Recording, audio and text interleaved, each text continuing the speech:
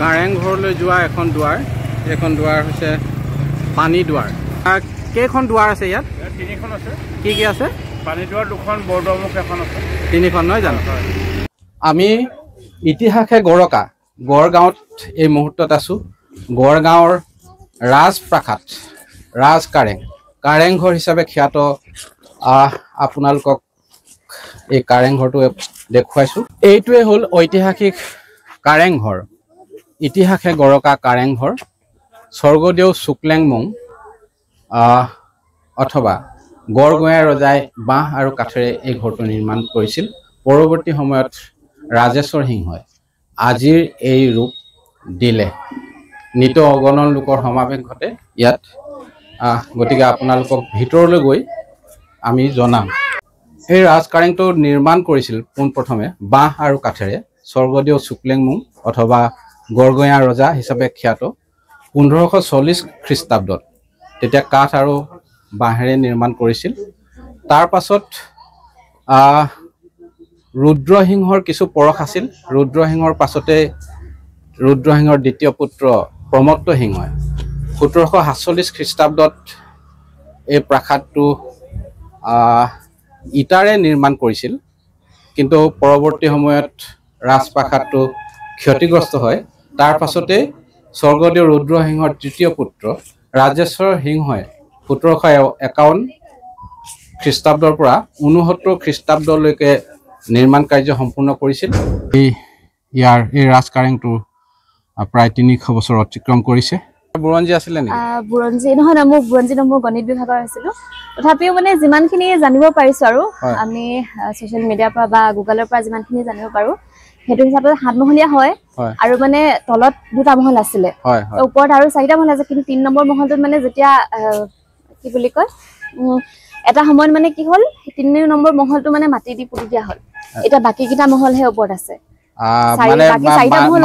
মাটিৰ গ্ৰাউণ্ড ফ্লোৰৰ পৰা তললৈ দুটা মহল আছিল তললৈ দুটা মহল আছিল ওপৰত আছিল আপোনাৰ পাঁচটা মহল আছিল তাৰ পিছত 3 নম্বৰ মহলটো পাছলৈ কি হয় আকৌ মাটি দি পুতি দিয়া হল এটা ওপৰত আমি চাৰিটা মহলহে দেখা পোৱা যায় এটা ৰাজপ্ৰাসাদ ইয়াৰ তলত আৰু 3টা মহল আছে বুলি বহুতে কয় এটা অংশ ওপৰতে আছিল এই মাটিৰে এটা মহল পুতি দিলে এয়া দেখিছে ওখ যথেষ্ট ভেটিটো এটা মহল মাটিৰে পুতি দিয়া হ'ল তাৰ পাছত ওপৰত 4টা মহল গতিকে সৰ্বমুঠ 7টা মহল বুলি বহুতে ক'ব খোজে আমি এতিয়া প্ৰথম মহলাত আছো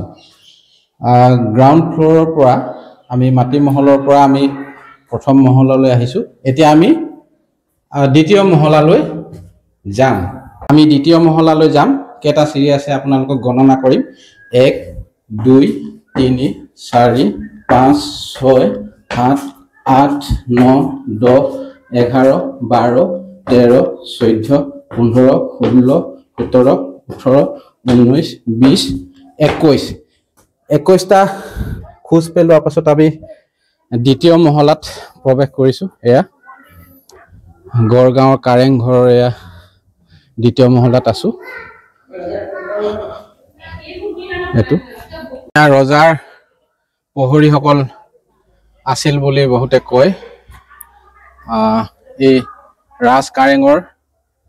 কোণত ওপৰ মহলাৰ দ্বিতীয় মহলাৰ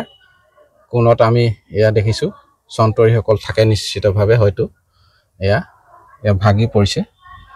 এয়া ৰাজ কাৰেঙৰ দেৱালবিলাকো ওলিছে ইয়াৰ মেৰামতি কৰাৰ প্ৰয়োজন আহিছে মেৰামতি কৰাত অসুবিধা আছে কাৰণ সেই সময়ত সিমেন্ট ব্যৱহাৰ কৰা নাছিল হাঁহ কণী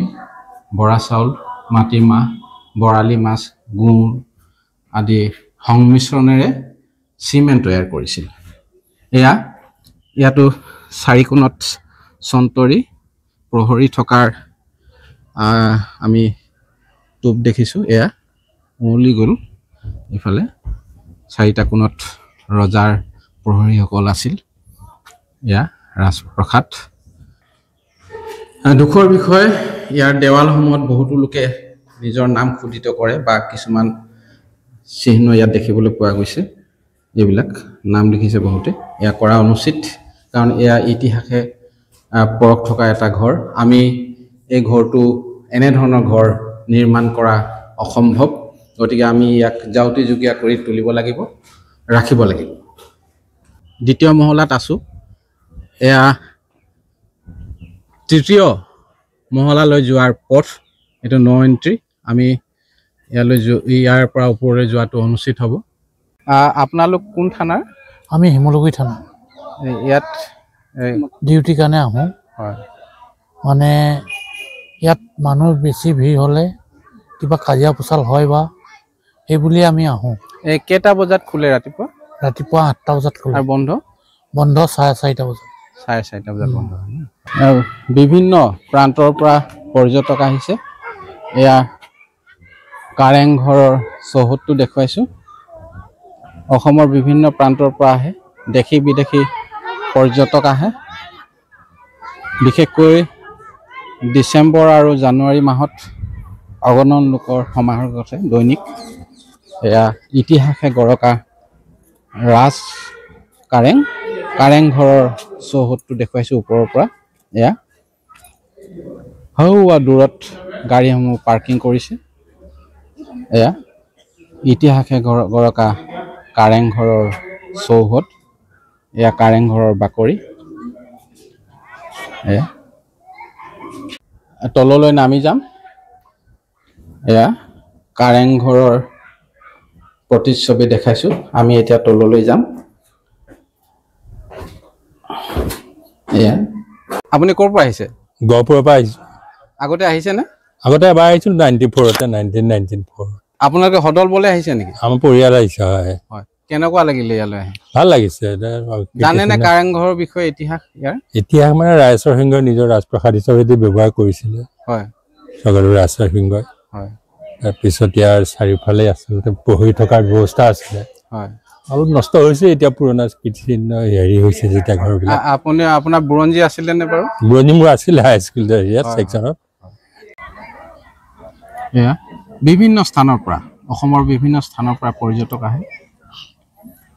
শিক্ষামূলক ভ্ৰমণো আহে শিক্ষাৰ্থীসকল আহে ইয়ালৈ দেশী বিদেশী পৰ্যটক আহে ইতিহাসে গৰকা গড় গাঁৱৰ এই ৰাজ কাৰেংটো চাবৰ কাৰণে বহু লোকৰ সমাৱেশ ঘটে বিশেষকৈ এই শীতকালীন বতৰত এক দুৰ্গম যাত্ৰা সূৰ্যত উত্তাপ বিচাৰি আমাৰ যাত্ৰা চন্দ্ৰৰ পোহৰৰ দৰে আমি দিম স্বচ্ছ বাৰ্তা আপোনাৰ মঞ্চ আপোনাৰ কণ্ঠ চানমুলক